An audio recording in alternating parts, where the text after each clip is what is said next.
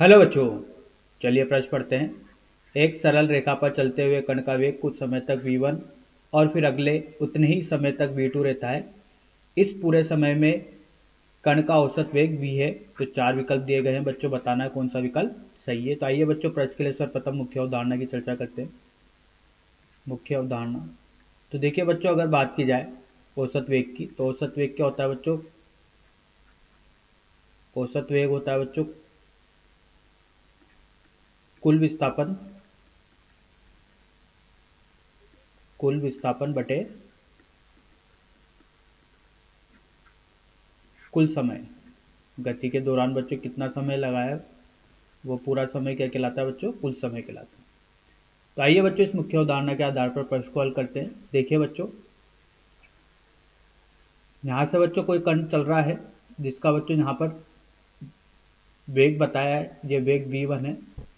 बच्चों ये कुछ दूरी तक चलता है, ये दूरी बच्चों यहाँ से मानिए d1 दूरी चलता है और इसको समय लगता है t। उसके बाद बच्चों ये कण वापिस जब ये यहाँ पर आता है तो बच्चों यहाँ पर इसका वेग हो जाता है बच्चों v2, ठीक है। और ये कुछ दूरी चलता है बच्चों, इस दूरी को d2 बोला है।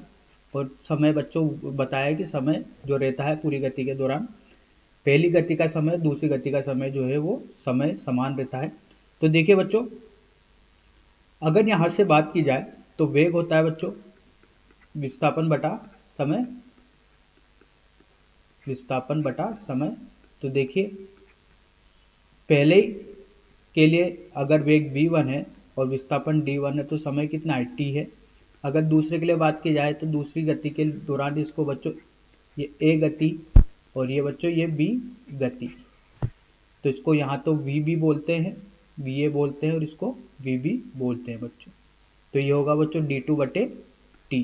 अब देखिए बच्चों, यहाँ से d1 का मान कितना आया बच्चों? va t आया है। और बच्चों इसको va की जगह v1 ही लेते हैं क्योंकि उत्तर va v1 के रूप में ही दिए गए, v1 और v2 के रूप में दिए गए, तो v1 और यहाँ से बच्चों d2 बराबर v2 t हो गया। अब देखिए बच्चों, जो औसत वेग होगा,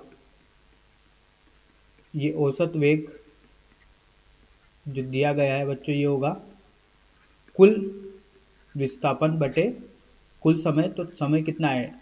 2t। पहले के दौरान t और दूसरे के दौरान भी t है, तो कितना हो गया? 2t हो गया।